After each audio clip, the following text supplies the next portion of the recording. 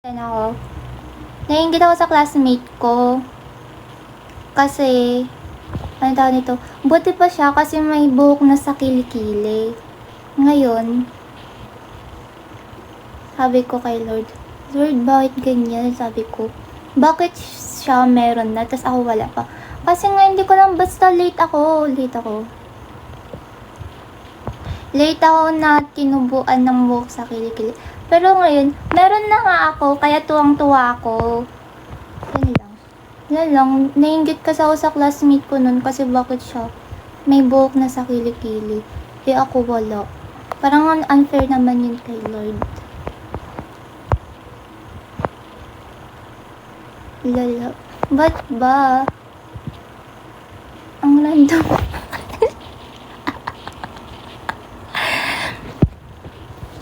Wala nga, maano lang yung, anong tawag nito, ganyan lang sila, tinubuan ako, pero ganyan lang sila, tapos maninipis. Yung parang, sa balbon lang siya din.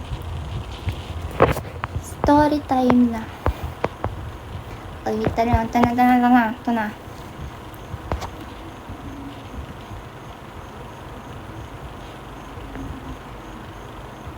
Fertilize mo ba lumago? Game na. Saan yun? Nakikinig yung kanini. Ito na. So, ngayon, pumasok kasi siya nung, kailan na yun? Basta pumasok siya nitong, last week, I don't know. And then, yun nga, ka-MU niya yun. Ngayon, kahapon kasi, inopen ko yung account niya. And then, nakita ko sa GC nila. May video. Ngayon, inopen ko. Tapos, pag open ko sa video, magkatabi sila, te. Yung BF ko, tapos, yung XM niya. Ina, te. Sabi.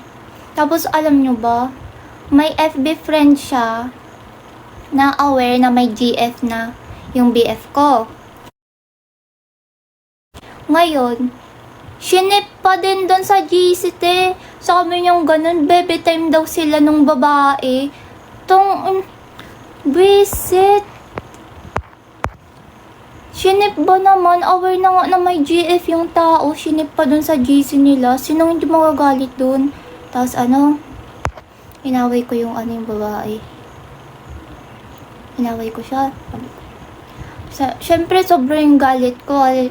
Kasi namang di sa daming upuan, te, doon pa siya tumabi. Sabi niya, yung babae daw yung yung lumapit doon. E di sabi ko, ang daming space, pwede naman